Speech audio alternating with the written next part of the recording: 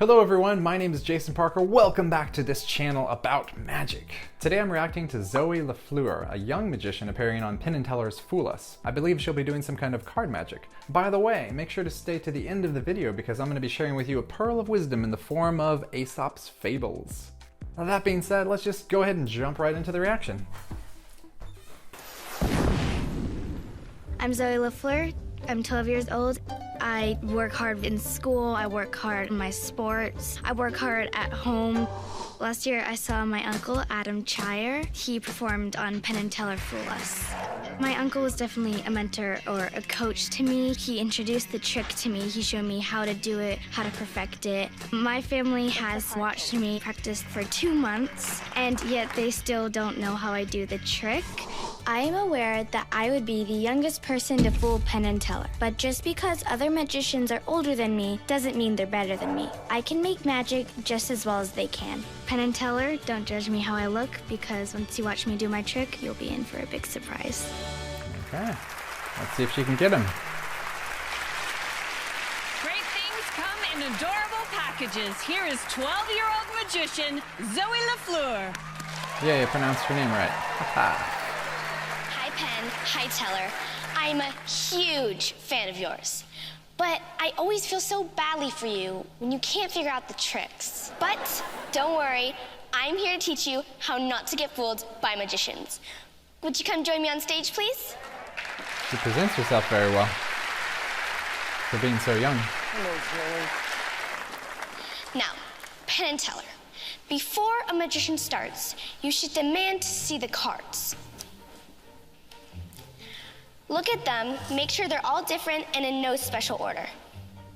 Those are all different and in no special order. All right, we are ready to start. Now, Penn. Often, a magician might say, pick a card, any card. But don't do it. Magicians can secretly force you a card that they want you to choose. It's true. So, the only safe way to do it is if the cards are out of the magician's hands and out of their control. Now, when I turn around, Penn, I just want you to take any card you want out of the deck. Look at it, remember it, and don't let me see it. Okay. Not gonna make it easy And just tell because her. she's young.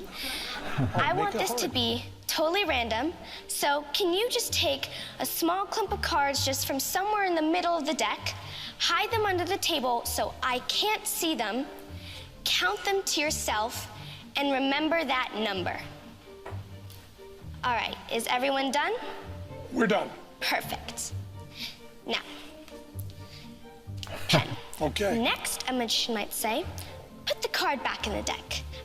But don't do it, because magicians can use a sneaky pinky trick to hold the spot of your card.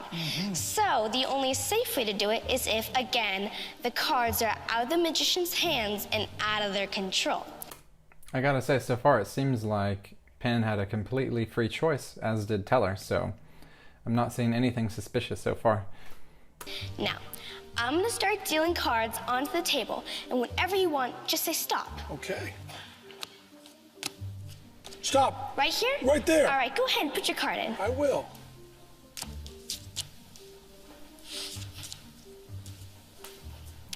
No fingers, your card is truly lost in deck. But who knows? Maybe I was counting.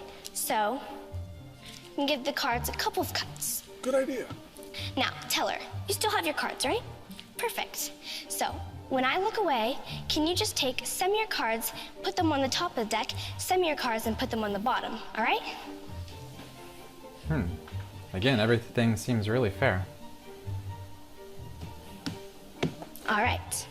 You have any more cards? All right, we have now exhausted all methods a magician could use to cheat.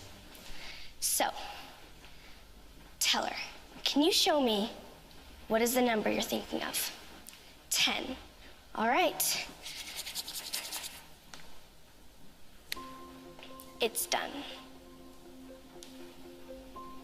1, 2, 3, 4, 5, 6, 7, 8, 9, and this is the 10th card. Yes, it is. Penn, can you tell me what is your card? The 5 of Hearts. The 5 of Hearts. The 5 of Hearts. Wow. That's pretty awesome. Right now I have no idea. That was fantastic! Thank you. Okay, let me go ahead and give you my thoughts before we hear what the judges have to say, or perhaps my lack of thoughts, because that was pretty surprising that she got the card at the end. It seemed very fair the whole time. It was definitely a free selection. I did notice the deck was not shuffled at the beginning, and I'm not sure why she didn't do that as well. Maybe it was important, maybe it wasn't. You know, I didn't have a chance to look closely enough at the cards to see if they were in a special order or not, but Penn and Teller said that they were not, so I'm just going to trust them. Yeah, and even, especially the part that's getting me is at the end when Teller got to choose, you know, to grab some cards and put some on top and some on the bottom, and then she instantly counted to 10. My only thought there is that maybe she has multiple outs, and depending on the number they said, she could have counted to it differently in different scenarios or something like this, but I really don't know how exactly that would play out. That's just some kind of guess I have. So either she got really lucky and they said 10, which is exactly the position it was in, and she just counted straight to it. But even then, I'm not sure how she would have done it because Teller was able to put a different number of cards on top that she was unaware of. So yeah, I'm completely at a loss. Sorry, this child has defeated my magician mind. Let's hear what Penn and Teller have to say.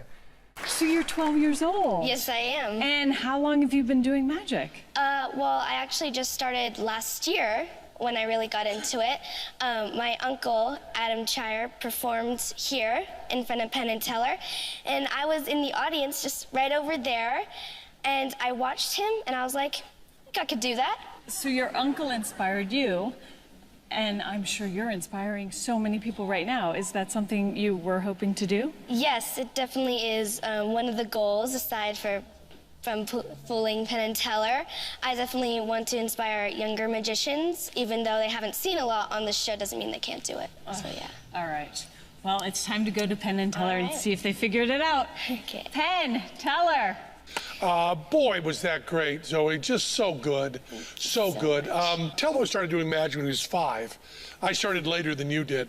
But when Teller was 12, he was not using sophisticated methods like this. The method you're using, we think, is not a method that's out of magic. It's a method that's out of gambling. It's really serious, no-kidding card stuff you're doing here that's really, really difficult and done beautifully. Your premise, your patter of I'm going to teach you guys how not to get fooled is beautiful, perfect. Now we got to get to the key moment, you know, the key moment where we talk about sometimes in code. And I used to have hair as long as yours. My hair used to be as long as yours. Mine is naturally curly. But if mine weren't naturally curly, you probably know more about hair than I do. I'd have to use a crimper on it, is that right? To get it to be nice and curly in the back, or is there a curling brush or something like that I could use? But you know a lot about hair. Your hair looks beautiful. But is anything I've said to you, given you some idea of maybe we were following your sneaky self up there? Sneaky. Did you learn code in the last year or two? I think so. So did they figure it out? I think they definitely figured it out, but just wait till next year. I'm gonna get you guys. I can't wait to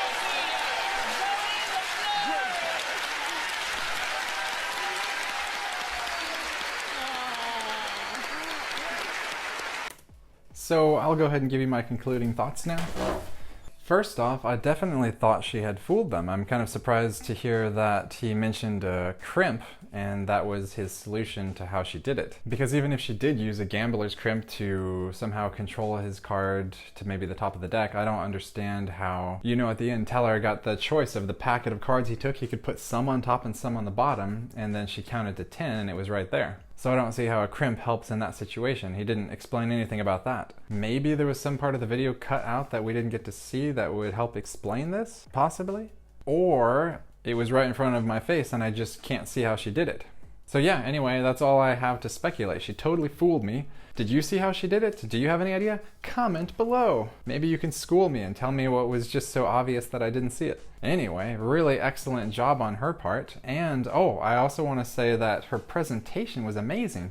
For a 12-year-old, she has such a great stage presence. She's like got this confidence up to here. She's just speaking clearly, taking her time. She didn't seem nervous at all. Like that was also very impressive. That being said, let's go ahead and jump right into story time. Are you ready for your little nugget of wisdom from Aesop's Fables? This time we're gonna do chapter 202, The Ant, because, I don't know, I just opened it and it seemed like a good size story. Again, I'm gonna go over here on this side. I think it's a better side with my setup here.